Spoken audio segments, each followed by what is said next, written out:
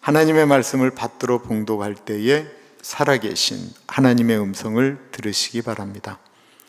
형제들아, 자는 자들에 관하여는 너희가 알지 못함을 우리가 원하지 아니하노니 이는 소망 없는 다른 이와 같이 슬퍼하지 않게 하려 함이라. 우리가 예수께서 죽으셨다가 다시 살아나심을 믿을진대 이와 같이 예수 안에서 자는 자들도 하나님이 그와 함께 데리고 오시리라. 우리가 주의 말씀으로 너에게 이것을 말하노니 주께서 강림하실 때까지 우리 살아 남아있는 자도 자는 자보다 결코 앞서지 못하리라. 주께서 호령과 천사장의 소리와 하나님의 나팔 소리로 친히 하늘로부터 강림하시리니 그리스도 안에서 죽은 자들이 먼저 일어나고 그 후에 우리 살아남은 자들도 그들과 함께 구름 속으로 끌어올려 공중에서 주를 영접하게 하시리니 그리하여 우리가 항상 주와 함께 있으리라. 그러므로 이러한 말로 서로 위로하라. 형제들아, 때와 시기에 관하여는 너에게 쓸 것이 없음은 주의 날이 밤에 도적같이 이룰 줄을 너희 자신이 자세히 알기 때문이라. 그들이 평안하다 안전하다 할 그때에 임신한 여자에게 해산의 고통이 이름과 같이 멸망이 갑자기 그들에게 이르리니 결코 피하지 못하리라. 형제들아, 너희는 어둠에 있지 아니하매 그날이 도둑같이 너에게 임하지 못하리니 너희는 다 빛의 아들이요 낯의 아들이라. 우리가 밤이나 어둠에 속하지 아니하나니 그러므로 우리는 다른 이들과 같이 자지 말고 오직 깨어 정신을 차릴지라. 자는 자들은 밤에 자고 취하는 자들은 밤에 취하되 우리는 낮에 속하였으니 정신을 차리고 믿음과 사랑에 호신경을 붙이고 구원의 소망의 투구를 쓰자. 하나님이 우리를 세우심은 노하심에 이르게 하심이 아니요 오직 우리 주 예수 그리스도로 말미암아 구원을 받게 하심이라. 예수께서 우리를 위하여 죽으사 우리로 하여금 깨어있든지 자든지 자기와 함께 살게 하려 하셨느니라. 그러므로 피차 권면하고 서로 덕을 세우기를 너희가 하는 것 같이 하라. 아멘. 오늘은 마지막 때에 우리는 어떻게 살아가야 합니까? 라는 주제로 말씀을 나누고자 합니다. 같이 읽어보겠습니다. 시작. 마지막 때에 우리는 어떻게 살아가야 합니까? 죽음이라는 단어를 떠오르면 어떤 감정이 올라오십니까? 엄숙함, 슬픔, 상실감, 이별, 아픔, 끝. 혹은 고통과 스트레스로부터 해방되어 오는 평안함, 안식이 떠오를 수도 있습니다. 혹시 두려움이라는 단어는 떠오르지 않을까요? 많은 사람들이 죽음을 두려워합니다. 죽음은 이 세상과의 이별을 뜻하고 사랑하는 사람과 더 이상 만지거나 만나거나 대화하거나 하는 모든 것의 끝이기 때문에 두렵기도 합니다. 그리고 더 큰 두려움이 있다고 한다면 그것은 죽음 이후에 무엇이 있을지 모르기 때문에 더 두렵습니다. 죽음에 대한 두려움, 궁금증은 오늘날만의 문제가 아니었습니다. 오늘 우리가 읽은 데살로니가 교인들, 즉 2000년 전에 우리처럼 예수를 믿었던 분들도 같은 의문을 가졌습니다. 왜 그랬을까요? 당시 헬라 문화는 죽음 이후라고 하는 것은 생각하지를 않았어요. 헬라 철학이 그랬어요. 살아서 누리는 영광에 대해서 집중했어요.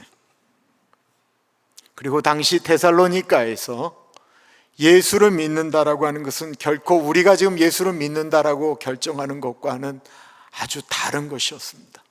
로마서에 만일 우리가 예수를 주라 시인하면 이라고 하는 이 시인이 우리처럼 우리 예수 믿겠습니다라고 하는 것이 아니고 공개적으로 그 사회에서 내가 예수를 믿는다라고 고백하는 것은 어쩌면 죽음을 선택하는 것과 마찬가지였습니다. 예수를 믿는다라고 하는 것은 인간관계의 단절, 사회와의 냉대와 멸시, 그리고 핍박을 의미하는 것이었습니다. 그 모든 것을 포기하면서까지 예수님을 믿는 것이 정말로 가치 있는 것이냐라고 하는 의문이 들 수밖에 없었습니다. 예수를 믿다가 내가 죽으면 어떻게 되는가라고 하는 것입니다. 또 다른 궁금증은 예수님은 지금 우리가 이렇게 힘든데 언제 오시느냐라고 하는 것이었습니다. 오늘 말씀은 죽음 이후, 그리고 예수님의 재림에 대한 사도 바울의 설명이고, 그런 시대에 우리가 어떻게 살아가야 되는지에 대해서 말씀하고 있습니다. 먼저 성경이 말하는 죽음에 대한 정의를 보십시오. 13절입니다. 형제들아, 자는 자들에 관하여는 너희가 알지 못함을 우리가 원하지 아니하노니 이는 소망 없는 다른 이와 같이 슬퍼하지 않게 하려 함이라. 그 당시 사람들은 죽으면 끝난다고 하니까 다 슬피 울었어요. 예수 믿는 사람들은 사랑하는 분이 떠나면 울지 말라는 것이 아니에요. 그러나 그 죽음에 대한 정의가 다른데 성경은 죽음을 잔다라고 표현하고 있다는 것입니다. 죽음을 잔다라고 표현한 것은 은유적인 표현으로 시에서도 문학적으로도 많이 말씀하고 있지만, 성경은 철저하게 죽음은 자는 것으로 아예 결론을 내고 있다는 것입니다. 죽음에 대한 아름다운 표현이기 때문에 그럴까요? 아닙니다. 실제로 예수를 믿는 사람에게 있어서 죽음이라고 하는 것은 밤에 잠이 들었다가 아침에 다시 깨는 것과 같은 것입니다. 그래서 성경은 죽는다라고 이야기하지 않고 잠든다라고 표현하고 있는 것입니다. 왜 그럴까요? 먼저 죽음에 대해서 한번 생각해 보십시오. 예수님의 십자가 사건이 없는 죽음이라고 하는 것은 하나님과의 단절을 의미하는 것입니다. 그리고 이 하나님의 단절이라고 하는 것은 아주 무서운 의미를 담고 있는데, 그것은 하나님과 영원한 단절일 뿐만 아니라 하나님이 만드신 아름다운 나라, 하나님의 나라에 들어갈 수 없는 단절을 의미하는 것입니다. 예수님께서 그 단절을 십자가에서 죽으심으로 다시 연결하셨지요. 그리고 난 다음에 예수님의 십자가의 죽음 이후로 우리 삶의 죽음에 대해서 고린도 전서는 이렇게 고백하고 있습니다. 그러나 이제 그리스도께서 죽은 자 가운데서 다시 살아나사 잠자는 자들의 첫 열매가 되셨도다.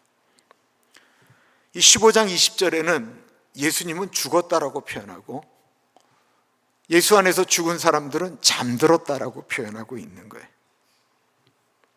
죽음이라고 하는 것은 모든 사람들에게 적용되는 것인데, 고린도전서 15장 20절의 표현에 의하면 오직 그 죽음이라고 하는 단어는 예수님에게만 적용했다라는 것입니다.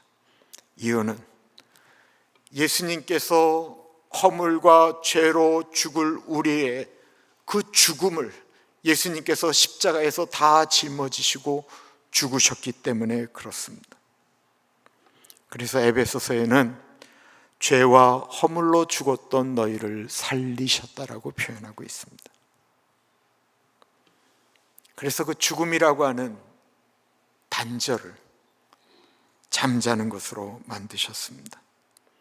물론 이 죽음을 자는 것으로 만드는 데는 한 가지 조건이 있지요. 예수님을 믿는 것입니다.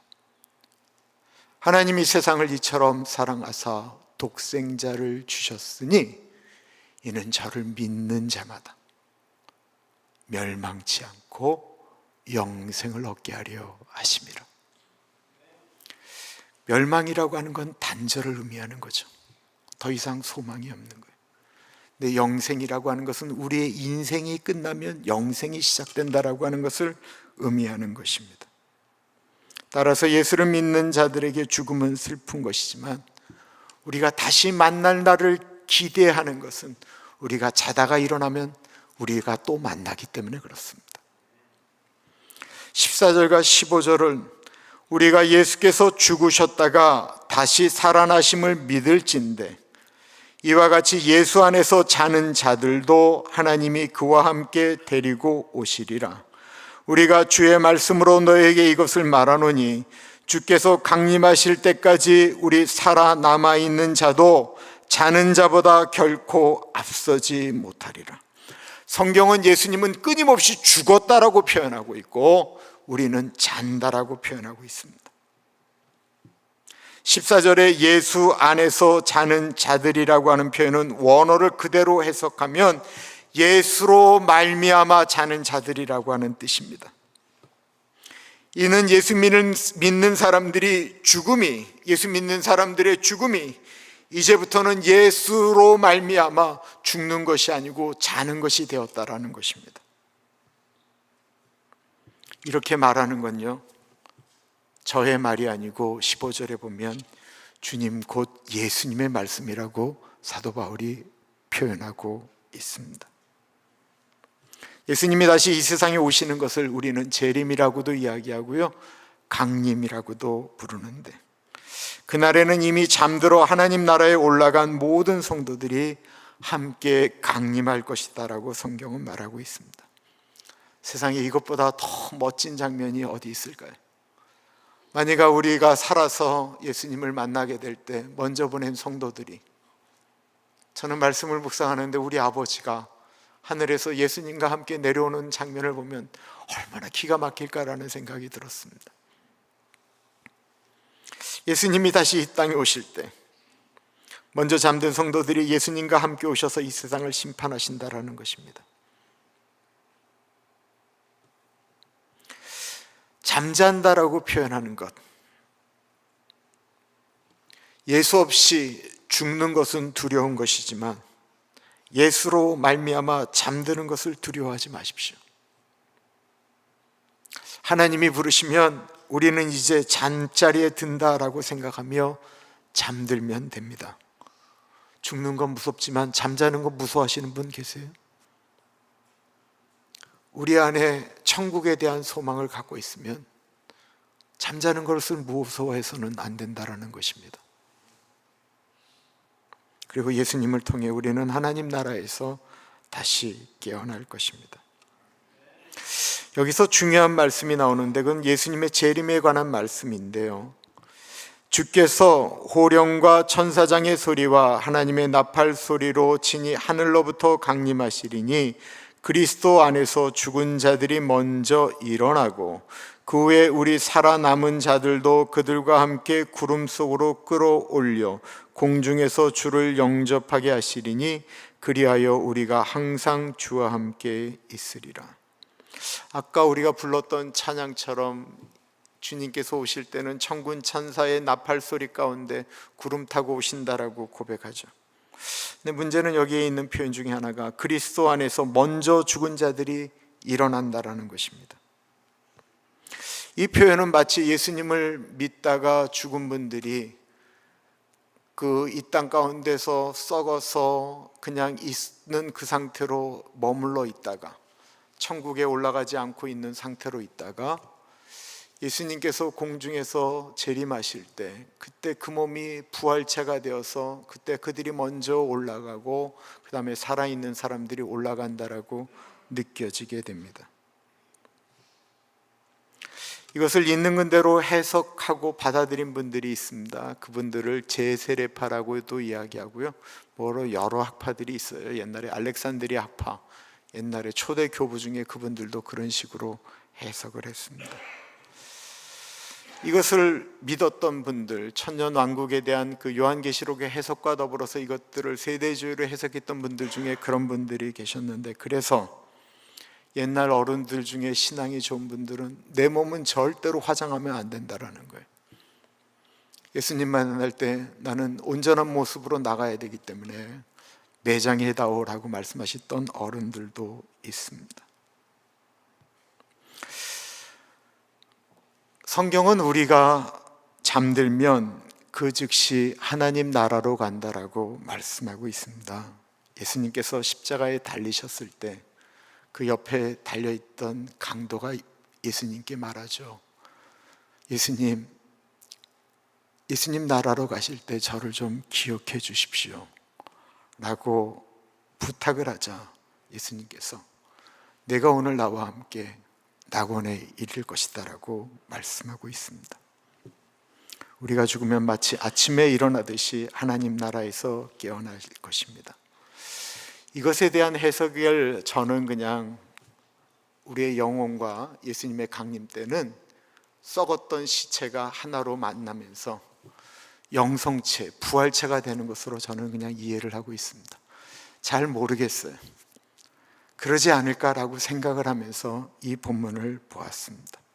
분명한 것은 우리는 잠들며 잠들다 깨면 하나님 나라에 가 있습니다. 죽음과 그 이후의 삶에 대한 이해는 분명합니다. 그렇다면 남은 질문은 하나입니다. 예수님 언제 오실 것이냐라고 하는 것입니다. 데살로니가 교회는 핍박이 심해지면서 예수님의 재림에 대한 소망이 간절해졌습니다. 예수님 도대체 언제 오시느냐라는 것입니다. 사도 바울의 편지에서 그 답을 찾을 수가 있습니다.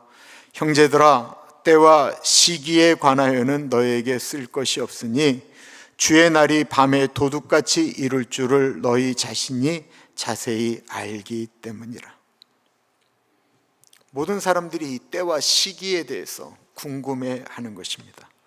바울도 예수님의 재림의 시기와 때를 알고 싶어 했습니다. 그런데 아무리 기도해도 하나님께서 바울에게 알려주지 않는 거예요. 그래서 쓸 것이 없다라고 표현하고 있습니다.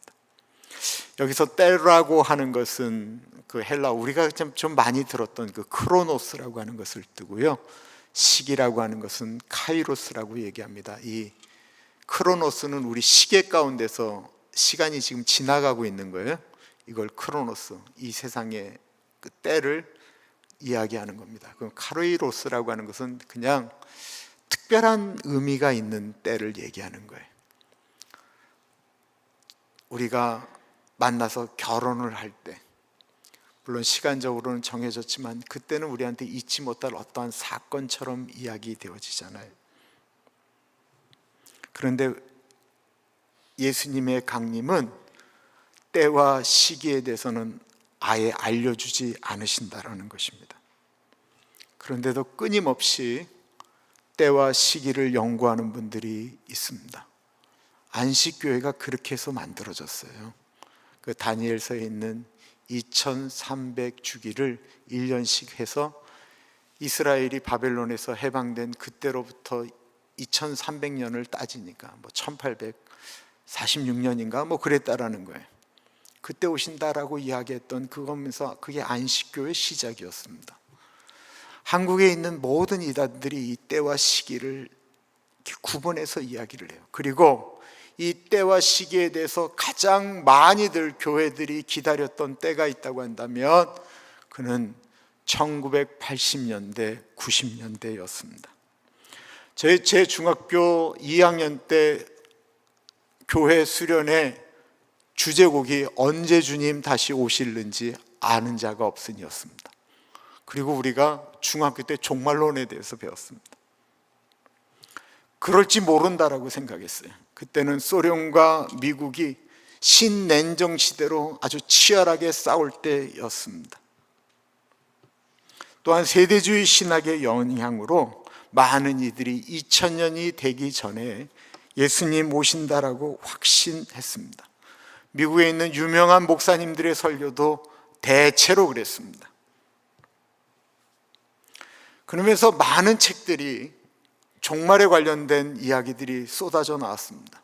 대표적인 게 고르바초프가 많은 영향력을 미칠 때 그의 이마에 있는 그 지도와 그것을 보면서 고르바초프가 666이라고 했습니다.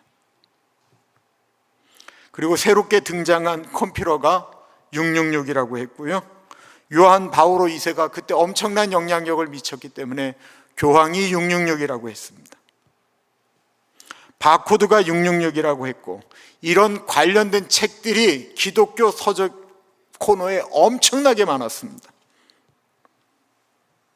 그리고 1992년 대한민국은 다미 선교회로 큰 혼란을 겪었죠. 이장님 목사가 쓴 다가올 미래를 대비하라는 책은 시대 상황과 걸맞게 베스트셀러가 되었습니다. 그는 성교회를 만들었고 1992년에 예수님이 오신다라고 이야기했는데 그 이야기에 한국교회 수많은 교회 교인들이 거기에 넘어갔습니다. 이단인 신천지나 JMS도 모두 이 때와 시기로 종말에 관련된 것들을 이야기합니다. 그 이후에도 이유가 형성되었을 때 다니엘서 4장에 나오는 10발가락이 이유를 이야기하는 것이고 이후에 대통령이 적 그리스도가 될 것이다라고 이야기하는 것도 많이 들었을 것이고 10년 전쯤에 베리칩이 666이다라고 하면서 저한테 깨어 있어야 된다라고 하면서 베리칩이 666인 근거를 설교와 모든 것들을 자료를 저에게 주신 교인도 계셨습니다. 성경에 그 시기를 모른다라고 말씀하신 분은 다름 아닌 예수님이셨습니다. 마태복음 24장 36절에 예수님은 이렇게 말씀하셨습니다. 그러나 그 날과 그 때는 크로노스와 카이로스는 아무도 모르나니 하늘의 천사들도 아들도 예수도 모르고 오직 아버지만 아시느니라. 정말 그때 예수님은 모르셨을까요? 예, 모르셨습니다. 이 말씀을 하실 때 예수님은 인간의 시간 속에 사셨습니다. 때와 시기 가운데 사셨어요. 예수님은 인간의 시간 속에서 인간의 시간에 맞춰서 사셨기 때문에 이렇게 말씀하신 것입니다. 그럼 지금도 모르실까요? 아니요, 예수님은 지금 당연히 알고 계시죠. 예수님은 알고 계셔서 때에 맞춰서 예수님의 시간 가운데 이 땅에 재림자로 심판자로 오실 것입니다. 예수님은 때와 시기는 모른다라고 정확히 말씀하셨지만 몇 가지 중요한 말씀을 남기셨습니다. 첫 번째는 그날은 도적같이 온다라고 하는 말씀입니다. 이 도적같이 온다라고 하는 말은 예고 없이 찾아오신다라는 것입니다. 그런데 이것보다 우리에게 힌트를 주는 말씀이 있었는데 그것은 징조를 보면 너희가 깨달을 것이다라고 말씀하고 있습니다. 그러시면서 하셨던 말씀이 노아의 때입니다. 노아의 때와 같이 인자의 임함도 그러하리라. 근데 과연 노아가 방주를 만들고 그것을 완성했을 때 사람들은 전혀 징조를 느끼지 못했을까요? 멀쩡한 하늘에 갑자기 비가 쏟아져 홍수가 난다라는 말은 믿지 못했을 거예요. 그러나 하나님께서 노아에게 창세기 7장 4절에 이런 말씀을 하셨습니다. 지금부터 7일이면 내가 40주야를 땅에 비를 내려 나의 지은 모든 생물을 지면에서 쓸어버리리라. 7일 후면 비가 쏟아진다라는 말씀을 들었을 때 노아는 그때부터 자기의 친척, 자기의 형제, 자기의 친구들, 자기 동네 사람들, 자기가 만날 수 있는 사람, 갈 수 있는 모든 사람들에게 외쳤을 것입니다. 곧 하나님께서 이 세상을 심판하십니다. 이제 7일 남았습니다. 이제 6일 남았습니다. 외치다 목이 다 쉬었을 거예요. 그런데 7일 때부터 사람들은 이상한 것을 보기 시작하는 것입니다. 그것은 세상에 흩어져 있던 볼 수 없었던 짐승들이 다 쌍을 이루어서 산에 올라가 방주로 들어가는 것입니다. 기린이 들어가고 사자가 들어가고 호랑이가 들어가고 코끼리가 들어가고 하마가 들어가고 악어가 들어가고 하여튼 알 수 없는 수많은 짐승들이 때를 지어서 7일째부터 6일, 5일, 4일, 3일 끊임없이 들어가고 있는 거예요. 우리가 이해할 수 없는, 상상할 수 없는 징조를 보이셨습니다.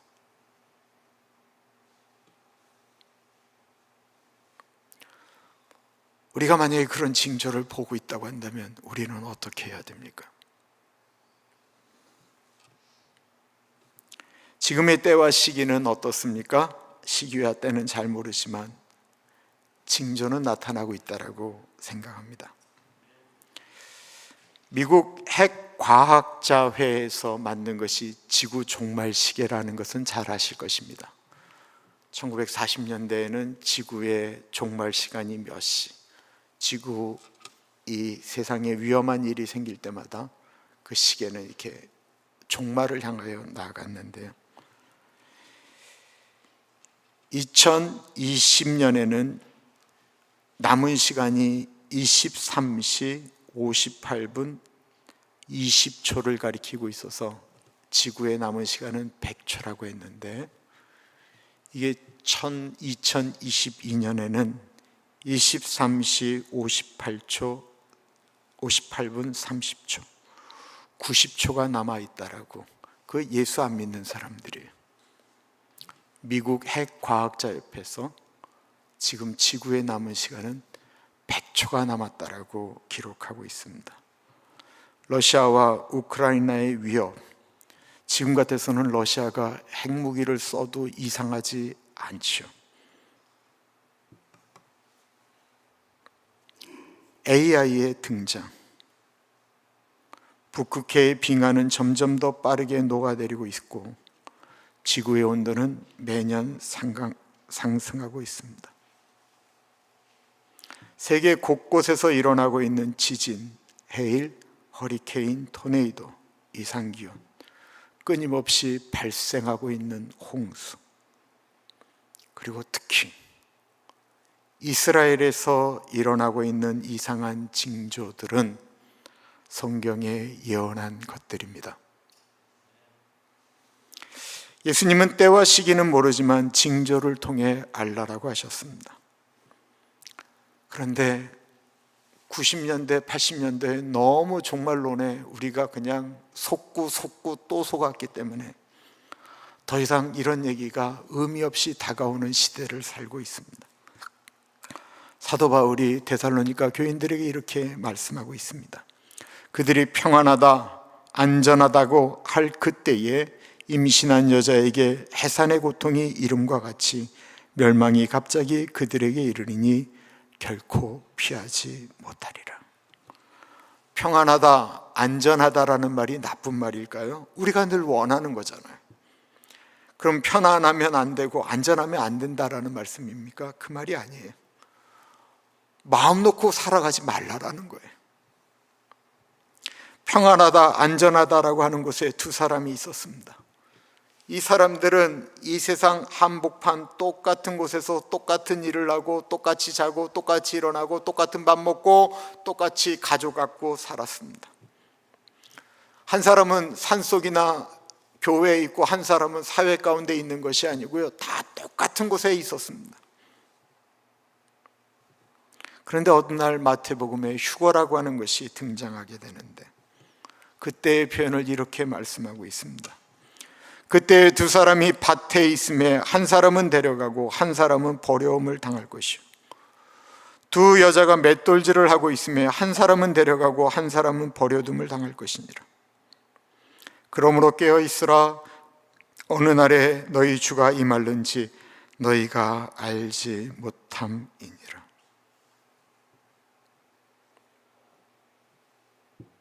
깨어 있는다라고 하는 것은 산에 들어가서 굴 파고 교회에 들어가서 그렇게 얘기하는 게 아니고요, 삶을 떠나지 않는 곳에서 깨어 있는 것입니다.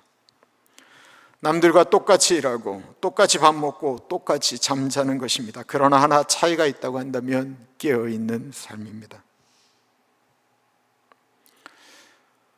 깨어 있겠다고 계속 철야기도 하시면 안 됩니다. 세상에서 가장 많이 깨어 있는 사람들이 누군지 아세요? 밤에 나이트클럽 가는 사람들이. 그죠? 여기도 계신지 모르겠어요. 또 유튜브나 인터넷을 밤새 하시는 분들이 늘 잠이 부족하다라는 거예요. 깨어있다라고 하는 것이 어떤 의미일까요? 말씀에서 보겠습니다. 형제들아, 너희는 어둠에 있지 아니하며 그날이 도둑같이 너에게 임하지 못하리니 너희는 다 빛의 아들이요 낮의 아들이라. 우리가 밤이나 어둠에 속하지 아니하나니 그러므로 우리는 다른 이들과 같이 자지 말고 오직 깨어 정신을 차릴지라. 대비되는 것은 어둠과 빛, 낮과 밤입니다. 이거 상징이죠. 어둠에 거한다라고 하는 것은 마음속에 하나님을 모시고 살지 않는 사람이죠. 깨어있다라고 하는 것은 마음속에 하나님을 모시고 살아가는 것입니다. 왜 그래요? 예수 그리스도는 세상의 빛이시기 때문에 그렇습니다. 요한복음 8장 12절에 예수님이 이렇게 말씀하고 있습니다. 나는 세상의 빛이니 나를 따르는 자는 어둠에 다니지 아니하고 생명의 빛을 얻으리라. 예수님을 따르는 사람은 어둠 속에 거하지 않는다라는 것입니다. 그러므로 대낮에 사는 사람들 중에도 어둠과 같은 삶을 사는 사람들이 있고, 캄캄하고 어두컴컴한 곳에서도 밝은 빛으로 살아가는 사람들이 있습니다. 차이는 바로 예수 그리스도를 모시고 사느냐라고 하는 것입니다. 누군가 저에게 예수님이 오실 때가 가까웠다고 느끼십니까? 라고 물으신다면 저는 그렇다라고 말씀드릴 것입니다. 지구가 오래 못 버틸 것 같아요. 내가 그렇게 믿는다고 한다면 이제 우리 예수님 만나러 산 하나 사서 우리 거기 같이 가서 공동체 생활하자고 이야기하는 것이 옳은 것일까요? 여러분, 세상에서 제일 안 좋은 게 뭐냐는 줄 아세요? 아무것도 안 하면서 누구 기다리는 거예요. 그게 제일 힘들어요. 집사람하고 전화가 안 됐는데 안 오니까 너무 불안해요. 아무것도 안 하고 기다리는 그 시간은 한 시간이 마치 10시간 같아요. 내 마음으로 예수님 모시고 내가 살아가는 곳에서 내 일을 감당하는 것이 종말론적 삶을 사는 예수 그리스도의 자세입니다. 우리가 할 일은 지금 있는 그 자리에서 가족과 함께 밥 먹고 열심히 일하며 그 안에서 빛의 역할을 감당하는 것입니다. 한 사람이라도 죽는 것이 아니고 예수님 안에서 잠잘도록 전하는 것입니다. 어제 데살로니가 전서 4장의 말씀처럼 정말로 마지막이 가까웠다라고 느껴진다고 한다면 내 가족, 나를 위해 열심히 일했던 내 남편, 나를 위하여 열심히 식사 준비했던 내 아내, 그 사람만 사랑하라는 거예요. 딴 사람들 사랑하지 말고. 정말 그래요. 우리가 그렇게 사랑할 시간이 없다고 한다면 사도 바울이 그렇게 얘기하고 있는 거예요. 지금 사랑하는 그 사람, 나에게 마음 주고 있는 그 사람 열심히 사랑하라는 거예요. 그럴 시간도 우리에게 없다라고 느껴진다고 한다면 우리가 왜 안 그러겠어요? 어저께 본문 말씀에 예수님께서 또 말씀하셨어요. 시간이 없는데 이웃을 사랑하라는 거예요. 마땅히 우리가 그래야 된다라는 거예요. 그리고 또 한 가지 말씀하셨어요. 우리가 있는 자리에서 예수 그리스도의 사람으로 빛같이 살아가라라고 하는 것입니다.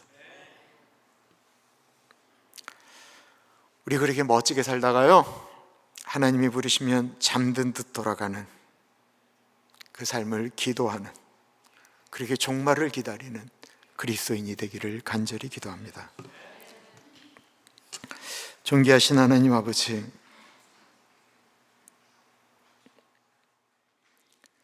죽음이라고 하면 참 두려운데